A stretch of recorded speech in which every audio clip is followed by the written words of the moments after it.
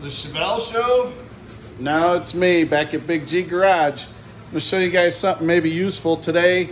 I'm doing an alternator upgrade on the 65 El Camino, mainly because it needs a case. It doesn't need extra voltage because there's nothing electrical on the car. But let me show you what I got going on here.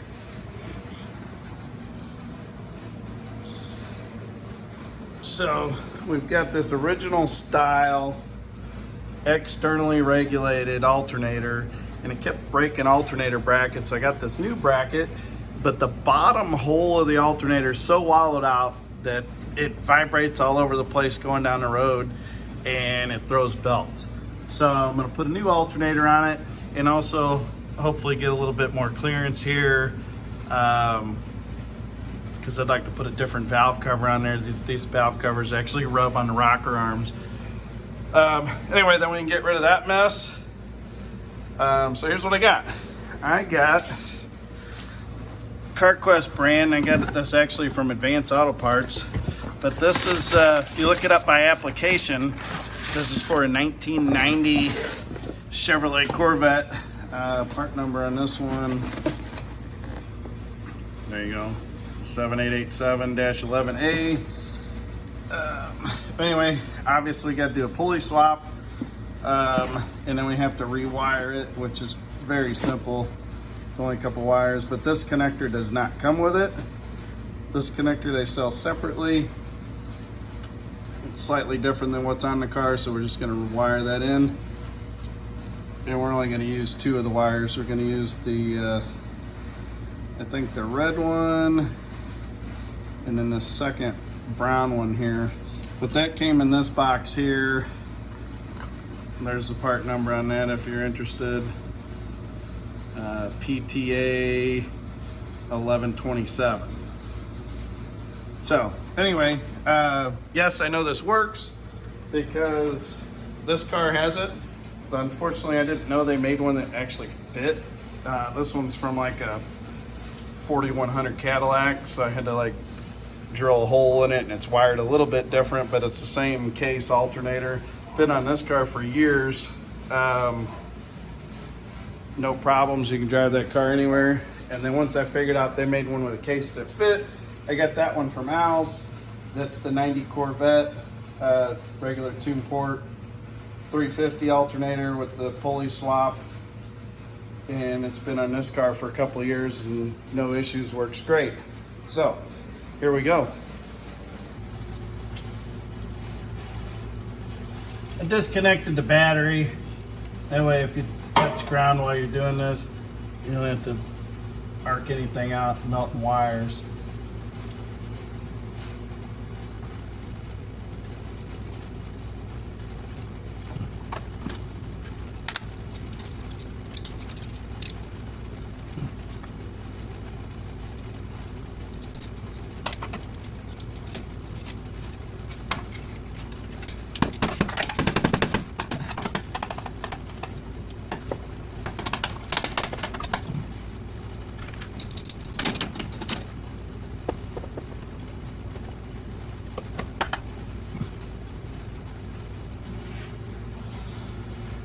So that's what I was talking about, the wallowed out hole, because that hole's all goofy and stuff like that. Even when you get the bolt tight, it still wants to move around on it. So anyway, that case is junk.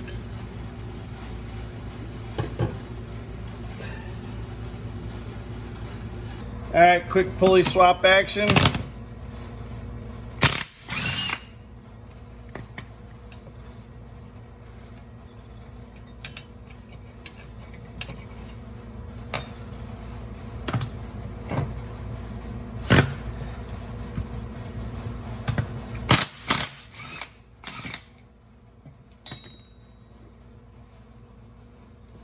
I don't know if these are all the same, but that's a 15/16 socket. Oop.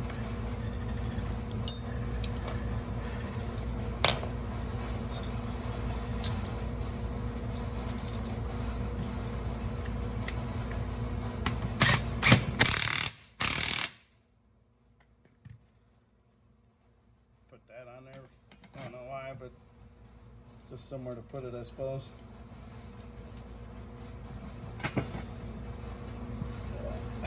It's a reman one, so I guess they need a core back. I don't know if they're gonna like this as a core.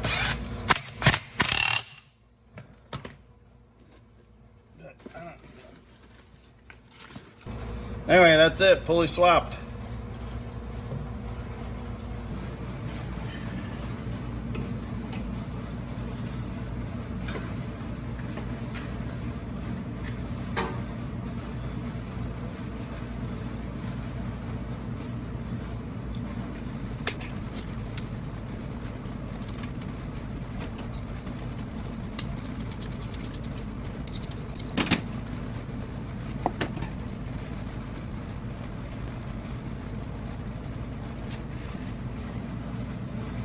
Well, it's much more solid, but my hopes of getting extra room is kind of foiled by this bolt here, so I might grind the end of that off here. Alright, here's one difference. This top hole was a 7/16 bolt and it threaded in. This alternator just has a hole, but the 7/16 bolt fits right through. So I got a longer bolt and I'm just going to put it through with the nut and washers on it. This little bolt I had laying around, the nitrous bottle bracket bolt. But fits in there nicely.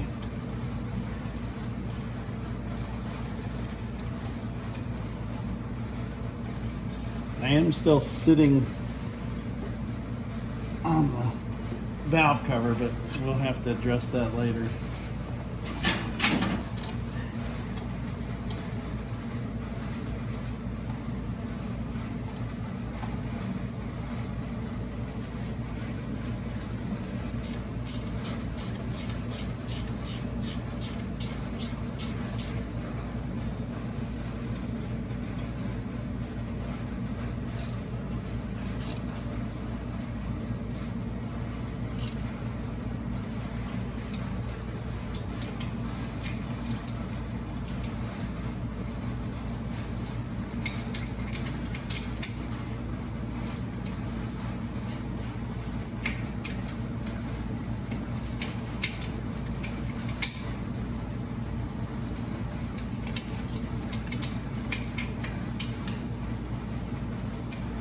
All right, as far as fitting, it's in and it is solid.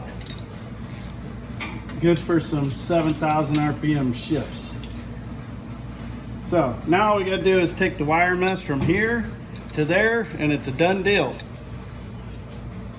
Okay, I don't have the wire schematic with me, but I'm gonna tell you what the basics are here. See, this isn't even a good connection, but this fits all, like, I don't know, 74 and earlier GM cars that were externally regulated. So you can do this to your Nova, your Impala, your Chevy 2, your Buick Skylark, whatever. So here's the basics of this. You turn the key on, you power up this regulator. This wire here is hot at all times, and then the regulator sends these two signal wires power to the alternator to tell it to turn on and off and keep the voltage around 13.5 volts. So what we still need to do is take this key on power and we're going to connect it to this blue wire here, and we're going to make that go to the ignition terminal where the 90 Corvette had. So we're going to have key on connecting these two together to the alternator where the Corvette had its key on. I don't have this hooked up on my other car, but I'll hook it up here. The hot at all time is going to go to this black wire. We're going to hook those two together, and that's going to feed a hot at all time terminal back here. Now, of course, we use our same regular bolt-in battery positive. Now, all that does is it takes battery voltage from the alternator and it runs it to this junction and it powers up everything on the car. Now, right now, this car was powered up by this junky little wire right here. Everything that just keep this in mind. You got more amperage out of the alternator. Essentially, you did this as an upgrade because you want dual electric fans, electric fuel pump, fuel injection, whatever. Everything that's on in your car all the time is going to be powered off this wire that goes to the alternator. So I am not gonna leave that little junky wire on there. I'm gonna upgrade it to a bigger diameter wire. You can't go too big because it's just gonna flow electricity through it. It's kind of like having too big a hose. I mean, it's not gonna fill the wire, but anything that needs to flow out of it will be able to go through a bigger wire. And then once it goes to this junction, it goes through several big wires to power up things in the car. I don't need the extra amperage because I have mechanical fan. I don't have air conditioning. The blower barely works. Pretty much for lights, ignition, and radio. That's all I got. So on this new connector, pulled the rubber thing out of the back, pulled this little white lock thing out, and I can remove the wires I'm not going to use.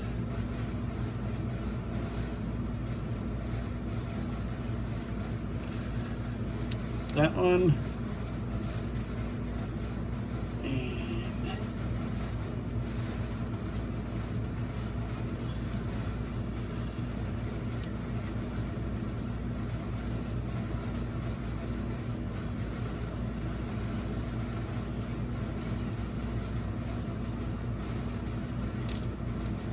And that one.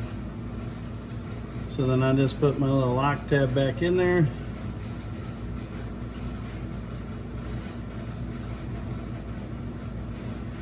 Somehow.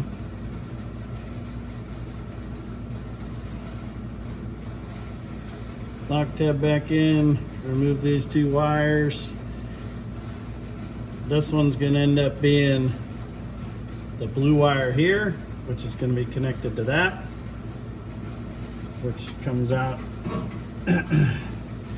That's actually gonna be this blue wire. And then this little brown wire here, I'm gonna hook to this big fat one. So I went with this massive 8-gauge wire because I happen to have the whole roll of it. So anyway, strip back quite a bit of it because I'm gonna solder an end on here, and it's gonna make a lot of heat, which is even gonna burn some of that. But I was looking for some heavy gauge outlet or eyelets, and all I had were these, which is probably good enough, but I got to take the insulator off, make it naked like that. We'll crimp it on here at the end, and then we'll solder it.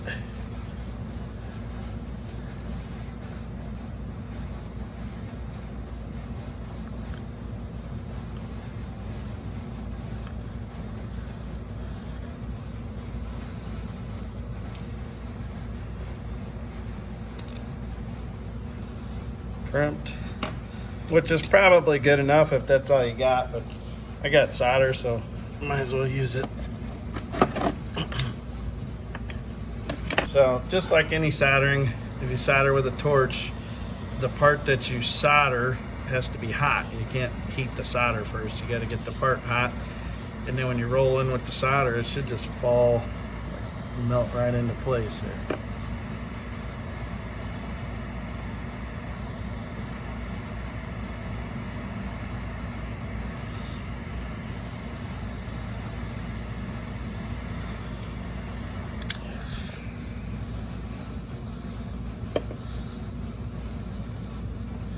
Yeah, of course I got a big blob on there.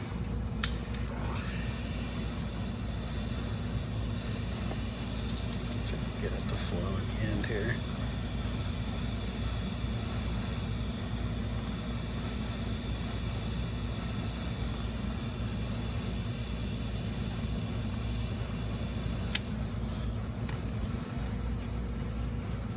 It looks like it's stuck.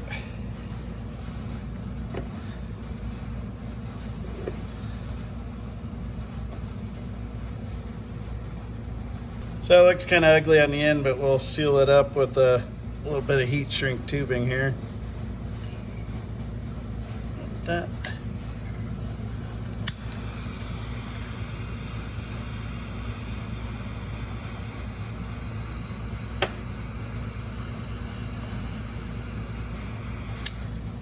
There we go, one end done. All right, here's a cool bonus I just noticed. The hot at all times wire, this one here from the regulator, it just loops around and goes to the same crimped terminal that the battery feed goes to the alternator. So I'm just gonna take this wire off the new connector and hook it to battery positive right here like that. And then I'm just gonna delete these 2 wires and replace it with my one big 8 gauge I just made.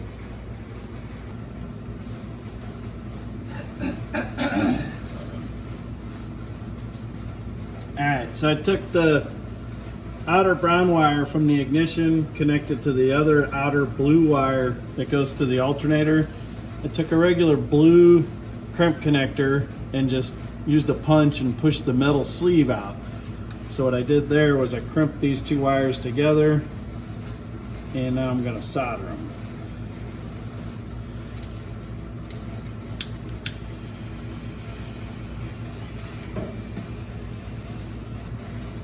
Here, this was dumb. After I got it all heat shrank together, this is the brown wire connected to the blue wire that essentially was going to go to the back of the alternator, right? Well, it was going to go into this brown wire in my new connector. Well, I just noticed that no need for the blue wire at all. I can just go straight to there. So I'm going to cut the blue one out and connect these 2 together. All right, so here's what I got to get rid of. The voltage regulator, and then this black wire that all it did was go around to the 2 wire connector to the alternator. The blue wire basically we're still using. It just was so much of it I didn't need all of it. So what I did was I connect the ignition brown wire to the blue wire, which is now this wire here, and that is in here. These are labeled. So the new connector had 4 holes in it, but they were labeled SFLP. So I don't know. Anyway, the 2 end ones, I guess F and L. F and L. Anyway, that's how they are in the other car. We'll see if the battery light goes out when we start it and see if we're charging. That will be the true test. Problem is I can't get in the car where it's sitting in the garage. So let's see if we can get this thing to start.